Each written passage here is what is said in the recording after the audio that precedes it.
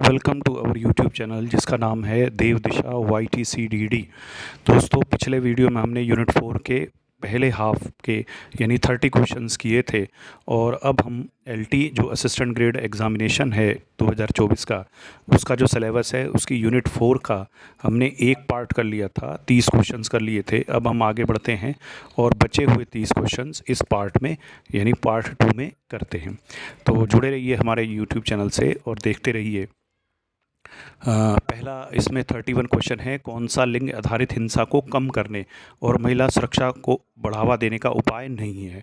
तो जागरूकता को बढ़ावा देना यानी ये महिला हिंसा को कम करने का एक काम है, अच्छा है। और कानूनी ढांचे को मजबूत करना ये भी सही है। आप जानते हैं अब महिला सुरक्षा के लिए बड़े कड़े कानून बना दिए गए हैं और जब से ये कानून बनाए हैं तो कुछ अपराधों में महिला हिंसा से संबंधित जो अपराध हैं, महिलाओं से संबंधित जो अपराध हैं उनमें कमी आई है। इसके अलावा महिला सशक्तिकरण, ये जो महिला सशक्तिकरण का जो कंसेप्ट है ये पिछले 20 वर्ष से है और इसमें महिलाओं को आप जानते हो नौकरियों में आरक्षण है, पंचायतों में आरक्षण है, ये सब किया गया है। इन सब ने, इन तीनों चीज़ों ने आपका महिलाओं के प्रति हिंसा की जो घटनाएं हैं उनमें कमी लाए। तो इसके बाद लास्ट है प्रसव पूर्व लिंग निदान को अनुमति। ये अनुमति नहीं दी जा सकती, ये इसका सही आंसर है। लेकिन ये प्रसव पूर्व लिंग निदान का मतलब हुआ जन्म से पहले ही बच्चे का सेक्स यानी बच्चे का लिंग का जान लेना, यानी लड़का है या लड़की है माँ के पेट के अंदर, तो इसको जान लेना ये लिंग आधारित हिंसा को कम करने का नहीं है, बल्कि महिला सुरक्षा को बढ़ावा, महिला को खतरा करने वाला एक कंसेप्ट है। इसीलिए ये इसमें आपका आंसर सही हो जाएगा। इनमें से क्या शैक्षिक हस्तक्षेप रणनीति है जिसका उपयोग दिव्यांग छात्रों के अधिगम को बढ़ावा देने के लिए किया जाता है? तो इंडिविजुअल एजुकेशन प्लान ये दिव्यांगों के लिए होता है। अनुकूलित पाठ्यक्रम ये भी दिव्यांगों के लिए एक अच्छी रणनीति है। इसके बाद सहायक प्रौद्योगिकी एवं पेशेवर सहायता ये भी दिव्यांगों के जो दिव्यांग छात्र हैं उनके अधिगम को बढ़ावा देने के लिए एक बेहतर रणनीति है। यहाँ सहायक प्रौद्योगिकी से संदर्भ है कि कोई भी ऐसी टेक्नोलॉजी का आप यूज़ करें जो दिव्यांगों के लिए, दिव्यांगों को पढ़ाई में या दिव्यांगों को सीखने में मदद करे। जैसे ब्रेल लिपि है, तो ये एक टेक्निक है जो दृष्टि बाधित बच्चों के लिए हो सकती है। इसी तरह से श्रवण बाधित बच्चों के लिए आप जो सांकेतिक भाषा है वो हो सकती है।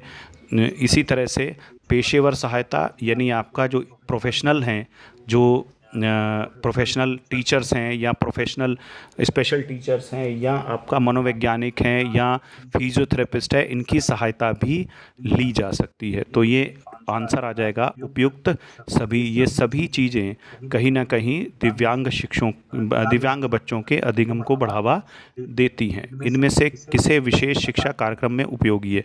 इनमें से क्या होगा, क्या विशेष शिक्षा के लिए उपयोगी है?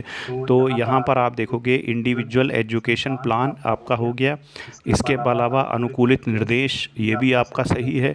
इसके अलावा सहयोगी सेवाएं, ये जो हमने अभी बात करी कि पेशेवर सहायता, वो यहाँ पर सहयोगी सेवाएं यानी जो सर्विसेज है दिव्यांगों को या विशेष शिक्षा के लिए दी जाने वाली, ये सभी इसमें शामिल हो जाएंगे। तो इसका आंसर हो जाएगा उपयुक्त सभी। इनमें से क्या, क्वेश्चन 34, क्या दिव्यांगों के लिए ढांचागत अनुकूलन का एक उदाहरण है? अब ये आपके सिलेबस में है। ढांचागत अनुकूलन से तात्पर्य होता है कोई भी बिल्डिंग हो, विद्यालय हो, स्कूल हो, तुम्हारा सरकारी संस्थान हो, कोई सरकारी ऑफिस हो, उसमें इस तरह से उसका ढांचा बनाना है जो दिव्यांगों के लिए अनुकूल हो। इसको हम कहते हैं ढांचागत अनुकूलन। तो इसमें मुख्यतः होता है टिकाऊ निर्माण सामग्री, ये दिव्यांगों के लिए स्पेशल कुछ है इसमें, ऐसा नहीं है। इमारतों को प्रकाश कुशल या हवादार बनाना, ये दिव्यांगों के लिए नहीं तो सबके लिए। दिव्यांगों के लिए जो यहाँ ढांचागत अनुकूलन होगा वो रैंप व लिफ्ट सुविधाएं होंगी। रैंप आपका चढ़ाव देखा होगा आपने, तो ये हर स्कूल में रैंप अब बनाई जाती है, हर ऑफिस में बनाई जाती है।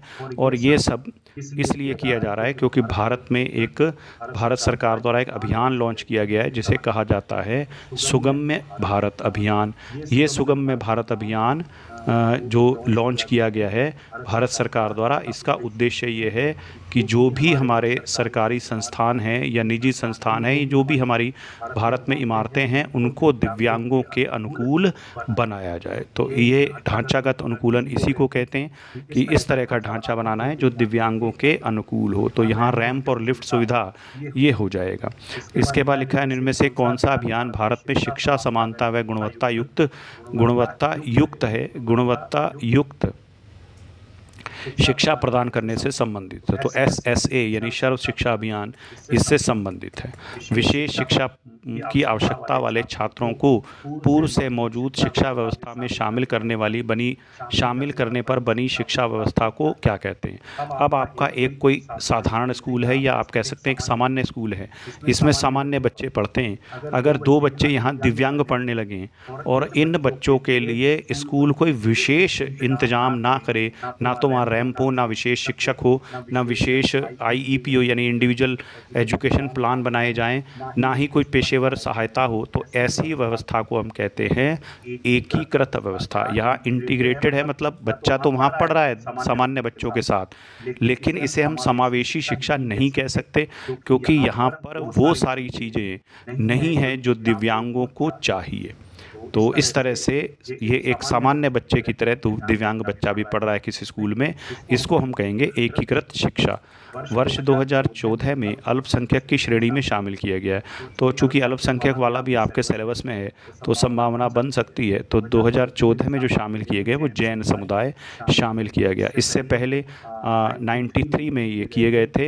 हिंदू के अलावा, हिंदू तो बहुसंख्यक में आते हैं, मुस्लिम, फिर आपका सिख हो गए, फिर बौद्ध हो गए, फिर पारसी हो गए, ईसाई हो गए और आपका जैन हो गए। तो टोटल हमारे 6 अल्पसंख्यक के रूप में वर्गीकृत समुदाय हैं। तो 6 वर्गीकृत समुदाय हैं।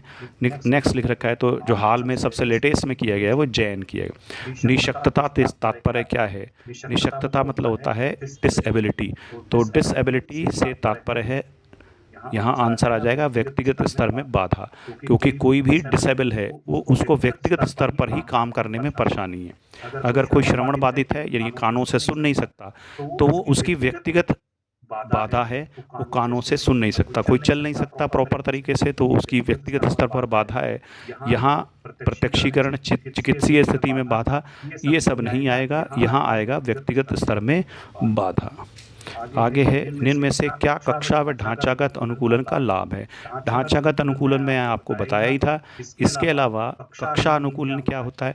कक्षा अनुकूलन मतलब जैसी आपकी कक्षा है, फॉर एग्जांपल आप बायोलॉजी पढ़ा रहे हैं तो वहाँ पर बायोलॉजी पढ़ाने में आपके पास digestive system, respiratory system, lungs, brain, इन सब के अगर मॉडल पढ़े हैं या स्पेसिमेन पढ़े हैं लीच का, स्टारफिश का, तो ये एक तरह से कक्षा को आपने अपने सब्जेक्ट के हिसाब से अनुकूलित कर लिया ताकि वो पढ़ाई में हेल्पफुल हो।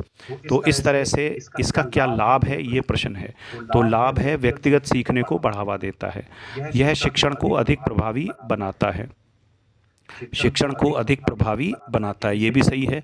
ये आपको व्यक्तिगत सीखने पर बढ़ावा देता है, शिक्षण को अधिक प्रभावी बना देता है। अगर आपका मॉडल पढ़ें, स्टारफिश आप पढ़ा रहे हो, आप स्टारफिश का स्पेसिमेन भी साथ में दिखा रहे हो, तो इससे व्यक्तिगत स्तर पर सीखने में बढ़ावा मिलेगा, शिक्षण अधिक प्रभावी हो जाएगा और अनुकूलित वातावरण छात्रों तथा उपयोगकर्ताओं के लिए अधिक सुरक्षित व आरामदायक हो सकता है। अगर आपने जो है यहाँ चूँकि ढांचागत अनुकूलन की बात भी है कक्षा के साथ साथ, तो अगर आपने विद्यालय का या कक्षा का ढांचा इस तरह से बनाया है, कक्षा में ऊपर जाने के लिए आपने रैंप बना दी है, तो वो छात्रों तथा उपयोगकर्ता कोई भी, चाहे शिक्षक भी उसका उपयोग कर रहे हों या कोई भी कर रहे हों, तो उनके लिए अधिक सुरक्षित व आरामदायक हो जाता है। तो इसमें आंसर बैठेगा उपयुक्त सभी। इसके बाद नेक्स्ट है, वर्ष 2011 की जनगणना के अनुसार उत्तराखंड में साक्षरता दर कितनी थी? तो साक्षरता दर लगभग, महिला साक्षरता दर पूछी जा रही है। महिला साक्षरता दर 70% है, 70.70 है। कुछ जगह पर खाली 70 होगी, तो लगभग यही आप इसे मान सकते हैं, 70 पॉइंट या 70%, 70.70 या 70%। कौन सा स्थूल गतिक कौशल का उदाहरण है? कौशल मतलब होता है स्किल, गतिल गतिज मतलब हो गया चलने का, लोकोमोशन का।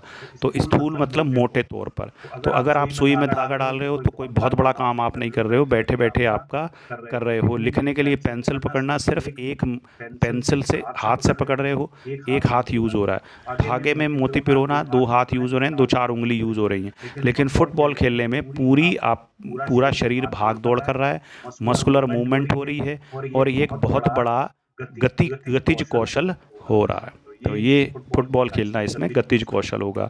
सामुदायिक भागीदारी, ये भी आपका जो है आपके सिलेबस में है। शिक्षा में कम्युनिटी पार्टनरशिप, शिक्षा में कम्युनिटी पार्टनरशिप का मतलब होता है कि जो पंचायत हो या कोई भी एनजीओज़ हों या कोई भी अगल बगल की कोई मंदिर है, कोई संस्था है, गुरुद्वारा है, इनसे अगर आप सपोर्ट ले रहे हो अपने शिक्षा में, फॉर एग्ज़ाम्पल वो आपको सपोर्ट कर देते हैं कि हम बच्चों को कॉपी पेंसिल देंगे इस साल सभी को, या हम वो सपोर्ट कर देते हैं कि इस साल का मिड डे मील का इस महीने का खर्चा या इस दिन का खर्चा हम देंगे, गुरुद्वारा कर देता है, या आपका कोई एक संस्था कर देती है कि हम सभी को लैपटॉप देंगे। तो ये कम्युनिटी पार्टिसिपेशन हो गया, और इसका लाभ होता है। इसका लाभ क्या होता है, अगर आप वो कोई एनजीओ सबको लैपटॉप दे देगी तो नेचुरल सी बात है छात्र पढ़ेंगे और बेहतर छात्र परिणाम आएगा। छात्रों की संख्या भी उस स्कूल में बढ़ जाएगी कि भाई आपका वहाँ पर तो लैपटॉप मिलने।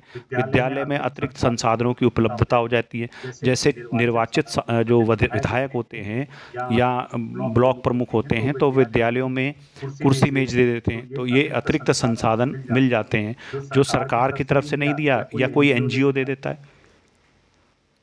तो इसी तरह से अगर आप देखोगे उत्तराखंड में एक एनजीओ है हंस फाउंडेशन। हंस फाउंडेशन जो आंगनवाड़ी होती थी, जिसको अब यानी बालवाड़ी, जहाँ पर आपका बच्चे पढ़ते हैं, तो वहाँ या छोटे बच्चे पढ़ते हैं, प्री स्कूलिंग जहाँ होती है, तो वहाँ के सारे भवन एनजीओ जो ये हंस फाउंडेशन है वो बनवा रहा है। तो इस तरह से ये अतिरिक्त संसाधन उपलब्ध हो रहे हैं। कोई एनजीओ एक रूम कमरा बनवा सकता है, लैब बनवा सकता है, कुछ लेबोरेटरी के सामान आपको दे सकता है। तो ये कम्युनिटी पार्टिसिपेशन होता है, और इससे आपकी कोई भी समस्या विद्यालय की का समाधान भी हो जाता है। अगर आप कम्युनिटी के साथ बेहतर संबंध बना के रखेंगे तो कोई समस्या भी उत्पन्न होती है तो उसका भी समाधान कम्युनिटी यानी पब्लिक लोग कर सकते हैं। तो इसमें आंसर हो जाता है उपयुक्त सभी। जैसे कई बार बैंक जो है आ जाते हैं कि अगर आपके यहाँ जो अच्छे बच्चे हैं उनको हम बुक्स देंगे, या उनको हम कॉम्पिटिटिव बुक्स भी दे देते हैं कई बार। तो इस तरह से ये कम्युनिटी पार्टिसिपेशन होता है। इनमें से एक विद्यालय की उपलब्धि के रूप में नहीं माना जाता। तो विद्यालय की उपलब्धि क्या है? आजीविका कौशल की तैयारी, ये विद्यालय की उपलब्धि है।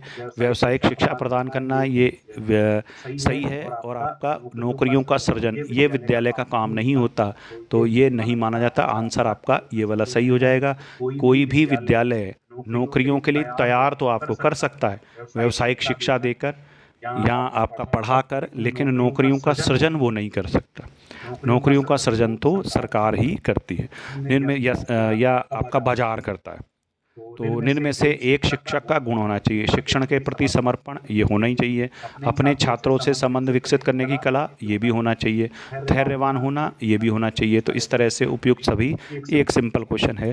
भारतीय संविधान के किस अनुच्छेद में अनुसूचित जाति आयोग के गठन का प्रावधान है? तो आपके सिलेबस में अनुसूचित जाति, जनजाति, पिछड़ा, अल्पसंख्यक, ये सब है, और इनसे संबंधित इसी तरह से क्वेश्चन आ सकते हैं। या जनसंख्या जो है, उत्तराखंड की जनसंख्या में से अनुसूचित जाति, जनजाति के प्रश्न आ सकते हैं कि कौन सी जनजाति की प्रतिशतता साक्षरता की सबसे अधिक है, तो ये आ सकता है। फिलहाल आपका इस क्वेश्चन को देखेंगे तो भारतीय संविधान के अनुच्छेद 338 में अनुसूचित जाति आयोग के गठन का प्रावधान है, और अनुसूचित जनजाति का प्रावधान वो 338 का में है।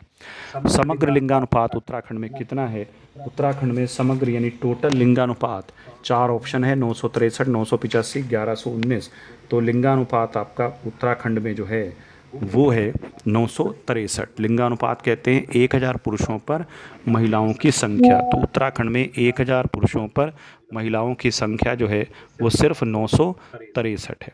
आगे लिख रखा है भारतीय बाल अधिकार संरक्षण आयोग की, यहाँ आयोग है कि वर्तमान अध्यक्ष कौन है? तो ये फिलहाल तो ये एक प्रश्न ऐसा होता है जो टाइम बाउंड होता है, यानी समय के ऊपर आधारित होता है।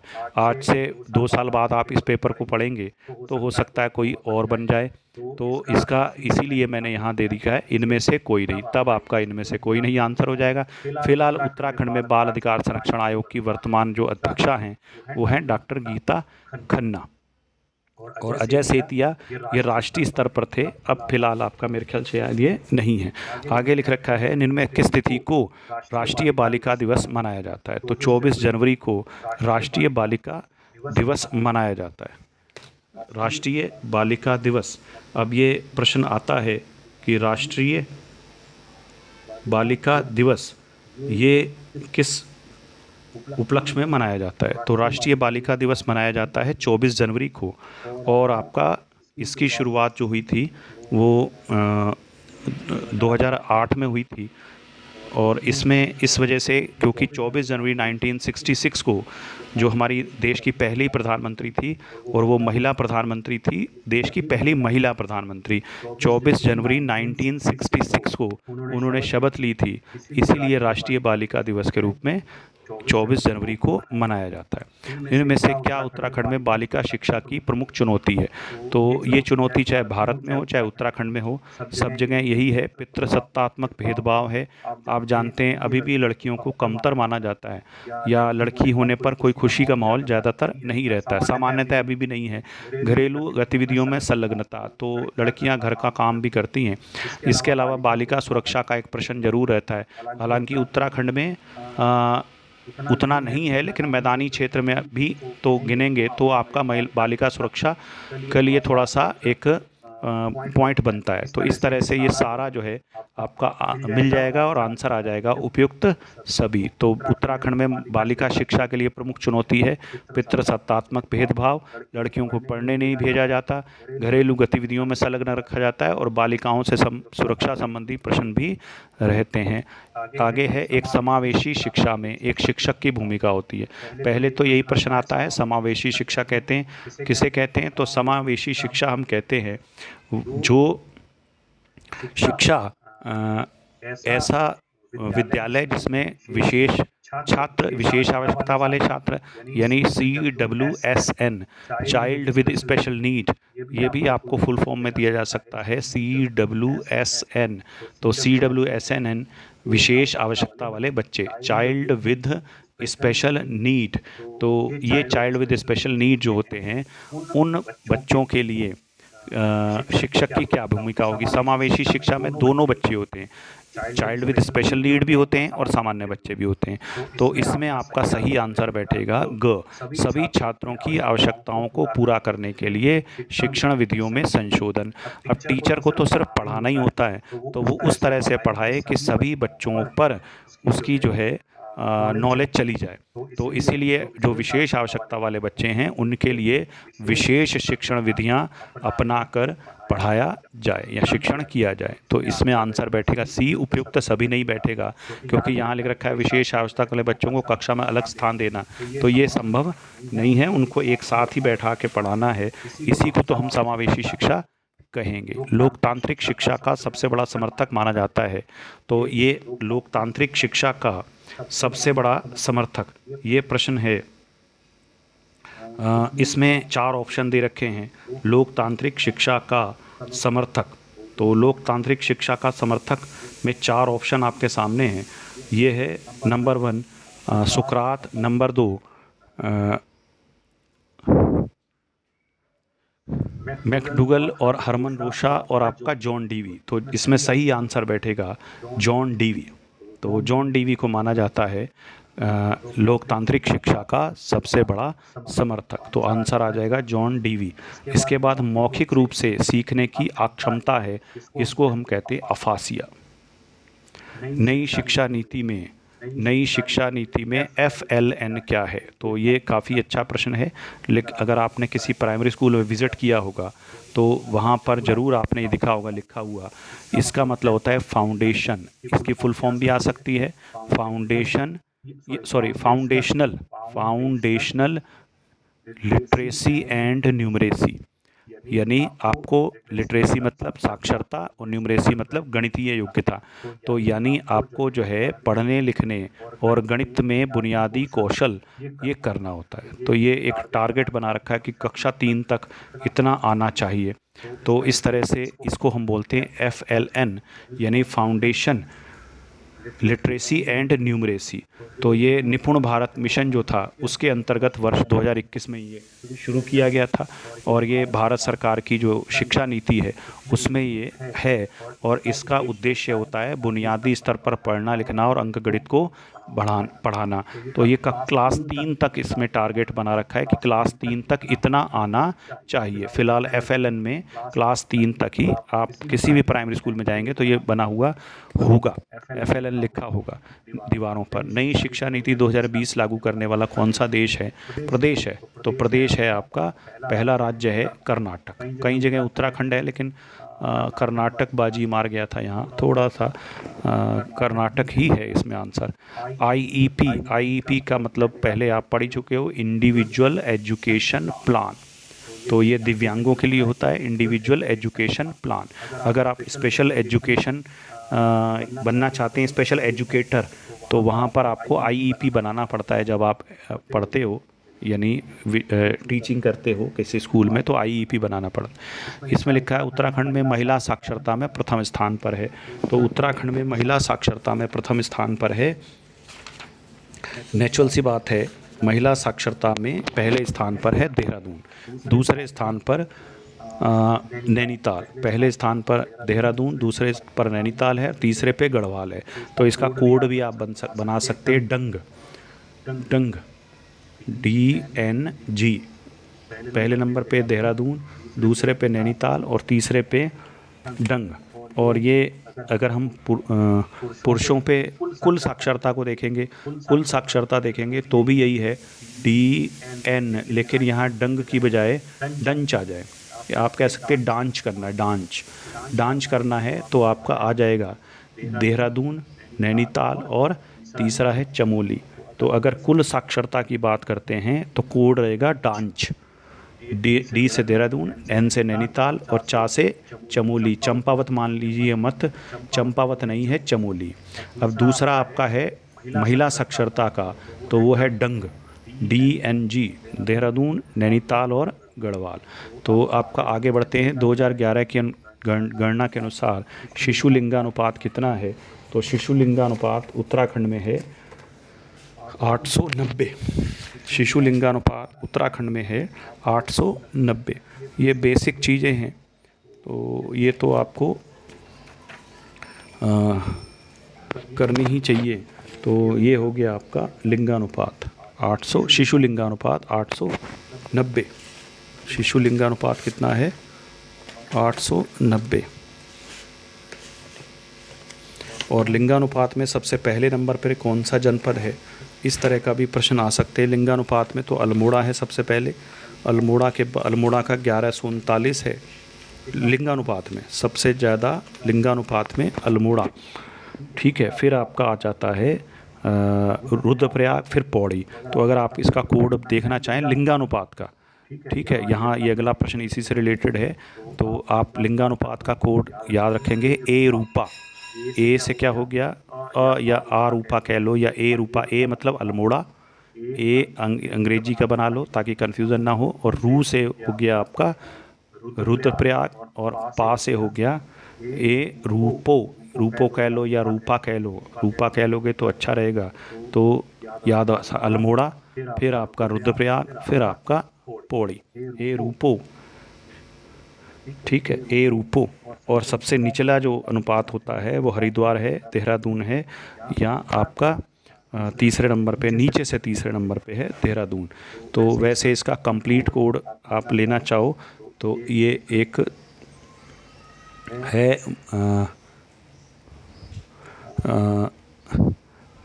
लिंग मोड़ा रुद्रपो हरिदे धाम। लिंग मोड़ा रुद्रपो, इसका मतलब क्या हुआ? लिंगानुपात। मोड़ा मतलब अल्मोड़ा, रुद्रपो, रुद्र मतलब हो गया रुद्रप्रयाग, और पोड़ा मतलब हो गया पौड़ी। रुद्र पो मतलब हो गया पौड़ी। तो इस तरह से, और हरिदेह धाम, हरि मतलब हरिद्वार, देह मतलब देहरादून, और धाम मतलब ऊधम सिंह नगर। हरि देह धाम, ये नीचे से हैं, सबसे नीचे हरिद्वार होगा, फिर आपका देहरादून है और लिंगानुपात के मामले में, और फिर आपका धाम मतलब ऊधम सिंह नगर। तो इस तरह से रुद्रपो हरिदेह धाम। तो हरि मतलब हरिद्वार, इसका लिंगानुपात होता है 880, और इसी तरह से 902 देहरादून का, और 920 होगा वो होगा ऊधम सिंह नगर का। तो इस तरह से ये हो जाएगा लिंग मोड़ा रुद्रपो हरिदेह धाम। तो सबसे पहले लिंग मतलब लिंगानुपात, अल्मोड़ा मतलब अल्मोड़ा लिंग, अल्मोड़ा रुद्रपो, रुद्र मतलब रुद्र, फिर पौड़ी मतलब पौड़ी, और आपका हरिदेह धाम, हरिद्वार आपका हो गया 880, बिल्कुल सही है। देहरादून का होता है 902, ये ऑप्शन गलत है। ऊधम सिंह नगर का होता है 920, तो यहाँ 920 होना चाहिए। तो ये सुमेलित नहीं है, ये आपका आंसर हो गया। कोड से भी आप अंदाज़ा लगा सकते हैं। आगे है, कौन सा पूर्वाग्रह की संकल्पना के लिए उपयुक्त आंदोलन होगा? तो लोगों को दूसरे के प्रति मानवता का दृष्टिकोण, लोगों का एक दूसरे के प्रति मानवता का दृष्टिकोण। तो मानवता का दृष्टिकोण है, तो ये दुराग्रह नहीं है, पूर्वाग्रह नहीं है, ये सही है। उदाहरण होगा, तो ये लैंगिक पूर्वाग्रह, किसी भी तरह के पूर्वाग्रह का उदाहरण नहीं है। लोगों को दूसरे तरीके को सकारात्मक रूप से आंकना, ये भी सही है, ये भी यहाँ पर आंसर नहीं बनेगा, क्योंकि वो पूछ रहा है पूर्वाग्रह, तो ये पूर्वाग्रह वाली बात नहीं है। लोगों का एक दूसरे को सम्मान करना, ये भी आपका पूर्वाग्रह नहीं है। लेकिन ये पूर्वाग्रह है सम्य के समुदाय की श्रेष्ठता व अन्य के प्रति हीनता का भाव। हम ही श्रेष्ठ हैं, हम ही बेहतर हैं, हमारा ही जो पूजा पद्धति है वो बेहतर है, या हमारा समुदाय सबसे अच्छा है। तो ये एक जो भाव है, ये पूर्वाग्रह का भाव है।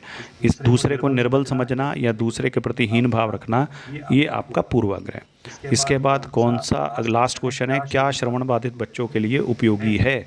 तो श्रवण बाधित बच्चों के लिए उपयोगी है, श्रवण बाधित के लिए सांकेतिक भाषा इम्पॉर्टेंट होगी, ना कि आपका बड़े फॉन्ट की पुस्तक। ये श्रवण बाधित के लिए नहीं है, ये लो विज़न वालों के लिए है, और ब्रेल लिपि जो दृष्टि बाधित हैं उनके लिए। तो इस तरह से बहुत सारे प्रश्न हमने आज किए हैं, और उम्मीद है कुछ आपको इनमें से हेल्प मिली होगी।